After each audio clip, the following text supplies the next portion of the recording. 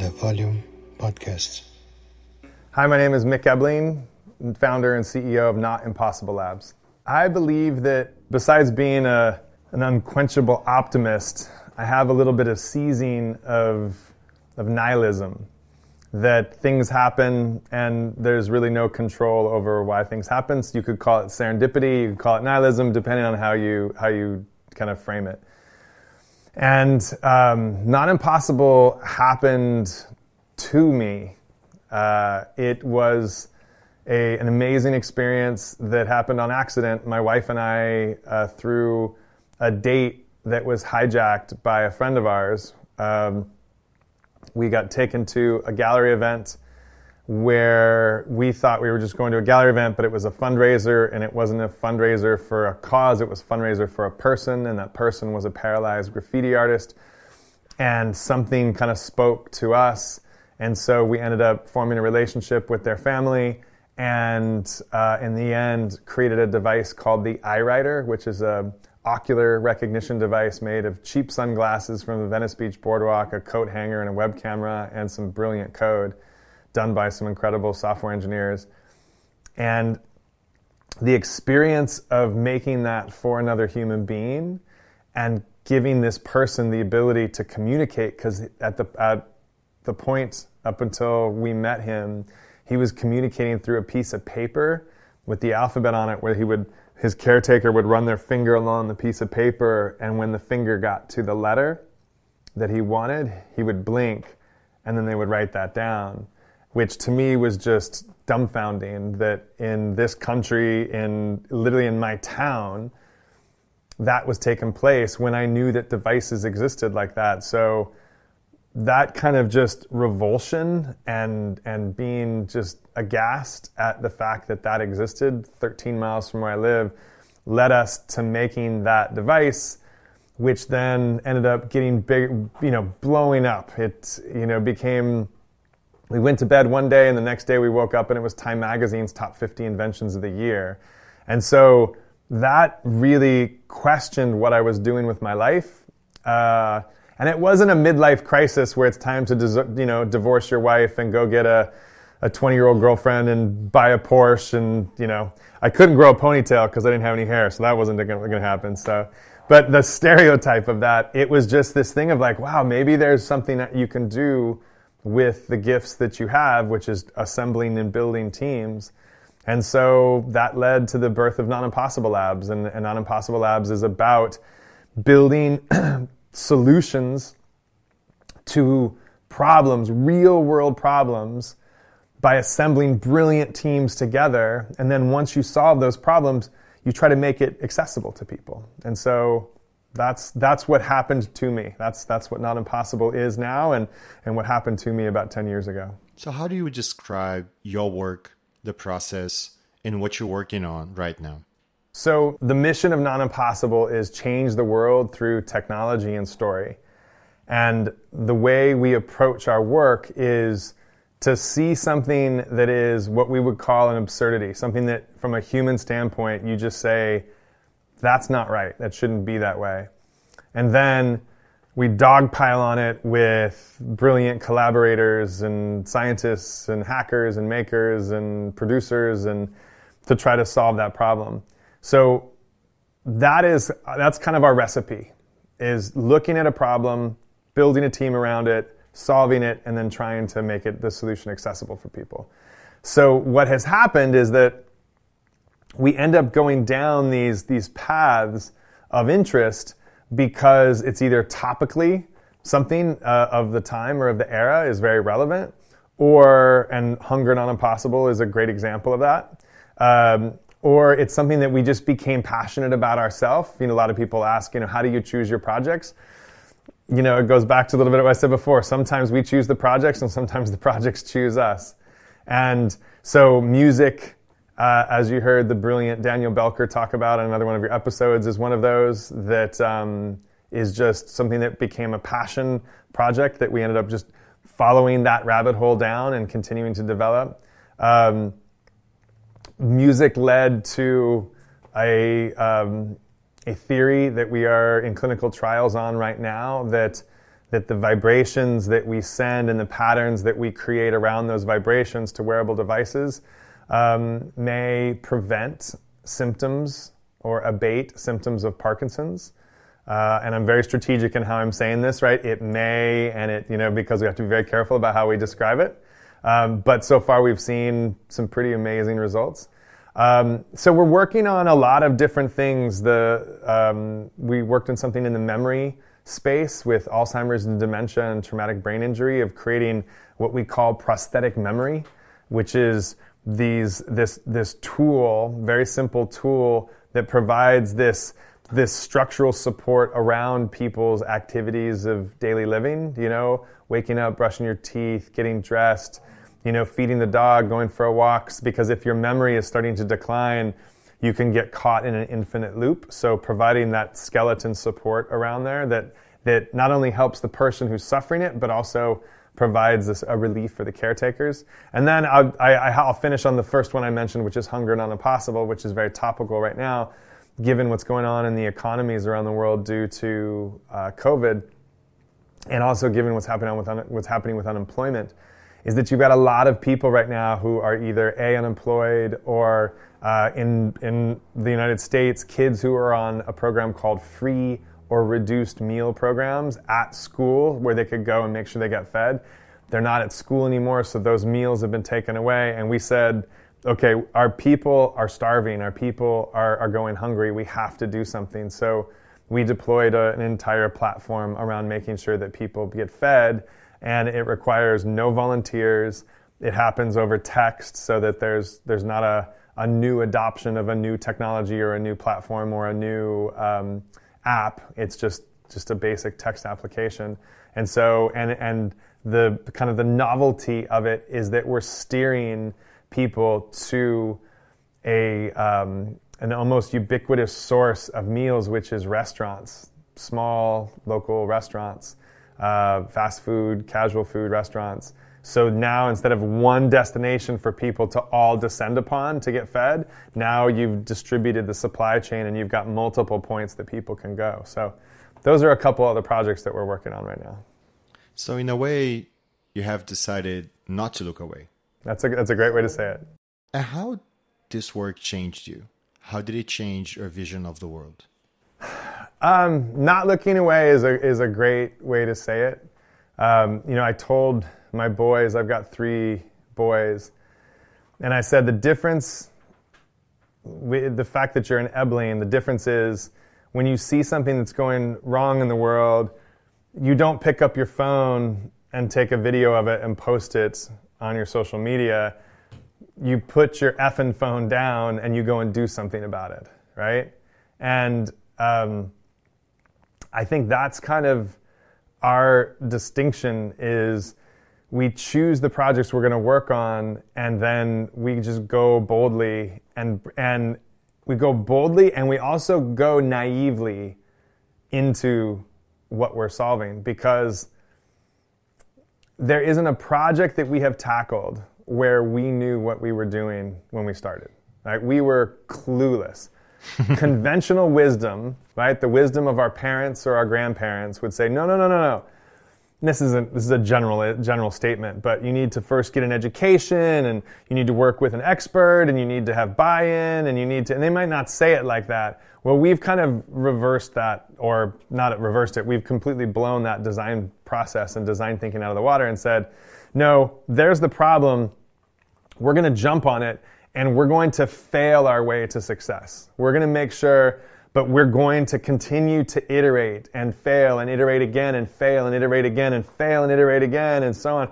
And that will eventually lead to, there'll be a lot of broken eggshells on the side, but eventually we'll get to the omelet that needs to be there. And that's just part of our design process, which I think is now, it's probably a more adopted way of design thinking. But I think when we started, it was a little, and definitely this era is definitely unconventional. So Not Impossible Labs is such a great example of people doing things to improve other people's lives. So how do you think Not Impossible Labs and your work affect the life of the people that listen to the podcast right now? So our mission is change the world through technology and story.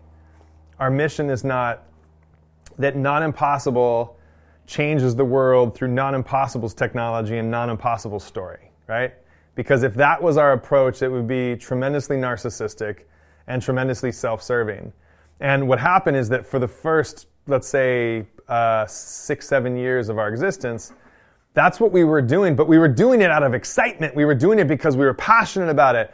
But then we took a step back and said, wait a second, if we're truly a movement, if this is truly about the world unifying behind the idea of if you see something that's wrong, go solve it, don't wait for your government or your institutions to do it, but you go do it, then we need to tell the stories of other people doing it. So we launched the Not Impossible podcast called Podcast Not Impossible, where it's just about celebrating other people and the amazing work that they do.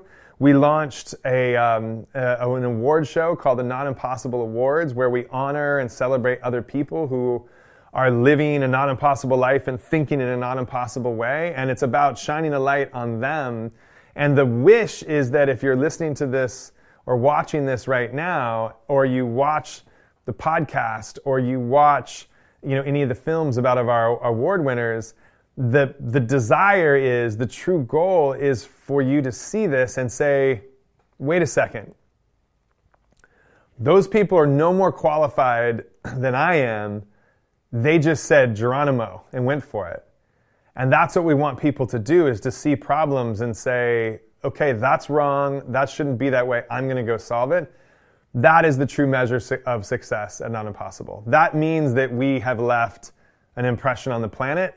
And we use this very specifically when we say we're not here to inspire you, we're here to remind you that you can go change your world. And how do you see your work in 10 years' time? I mean, I think everybody goes through their life talking about or thinking about, what am I going to do when I'm retired? Or what am I going to do, for my chapter 2? And I feel very blessed because I don't ever see myself doing anything else than what I'm doing right now. If it is something that is grounded in purpose, and it's something grounded in collaborating with and interfacing with brilliant, talented people, I feel guilty sometimes that I get to hang out with brilliant filmmakers and brilliant scientists and makers and hackers, and Not Impossible gets to be the catalyst and the vehicle to kind of empower them to be able to do more faster. I don't ever see doing anything else. If I can keep this place in life that I have right now, I will die a very, very happy man. And how much do you think living in California influences your ideas and your work? It's a really good question. The saying, a goldfish does not know it's wet. I don't know. I don't know if where my surroundings have altered or amended or catalyzed the way that I think. Logic would say most likely, right? You are a byproduct of your surroundings.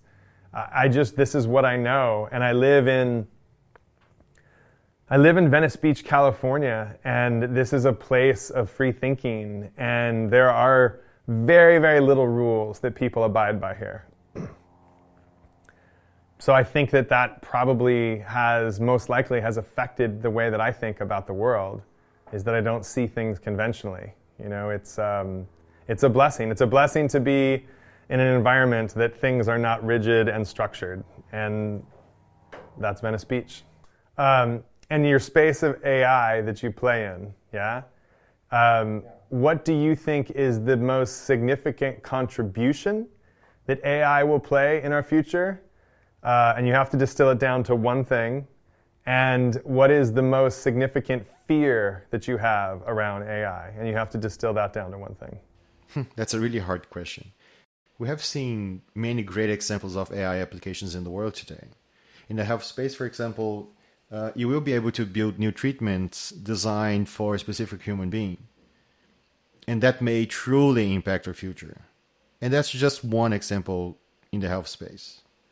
But at the same time, considering today's economic model, who do you think would have access to that treatment, to that technology?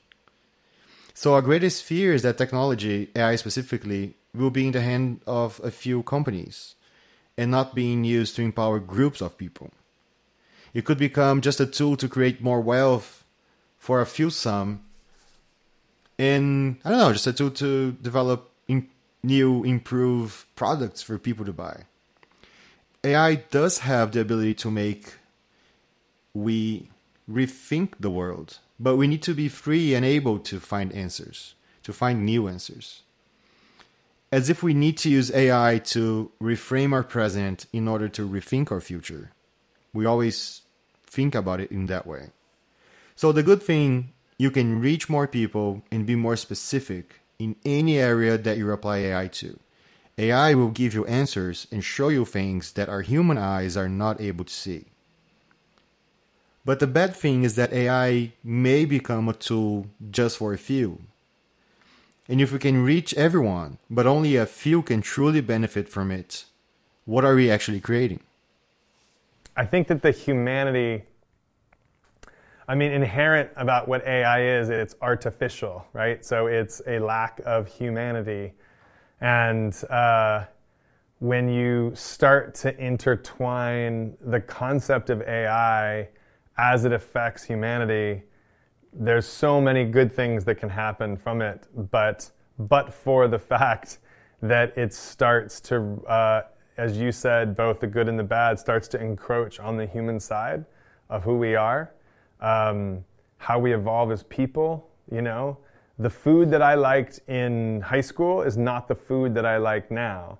But if I was, because my taste evolved, I went to a very conservative high school in a very conservative city in a very conservative state. I would never have predicted in a million years that I would be who I am today, because I was given the freedom to evolve as a human being, and my life experiences are what channeled me into the person that I am now. Had the internet existed, and had I, Google, dropped a couple pixels on me along the way, and I had been profiled, I would still be served the news and the information of what I ate and what I thought and what I read and what I watched of then. And to me, that's probably my biggest fear, is I don't want my children or the people, children of the world, to be it's almost like the Hunger Games, is that you're given this category and it's set for you very early, and that AI and kind of the technological world begins to create these invisible barriers that you don't know exist. Right? It's easy to break out of a jail that you know you're in, but if you don't know you're in that jail, it's hard to break out of that.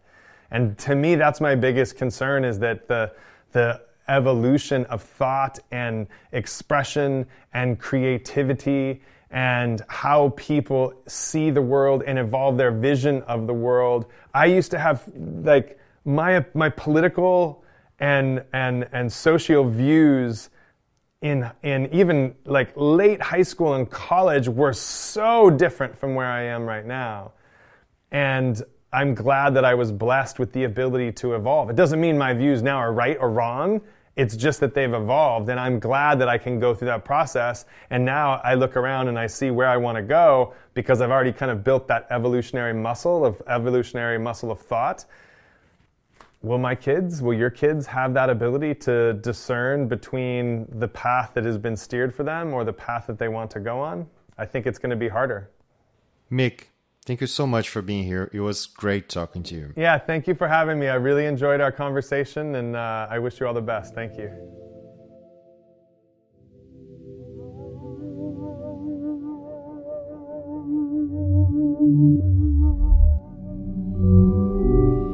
The Volume Podcast.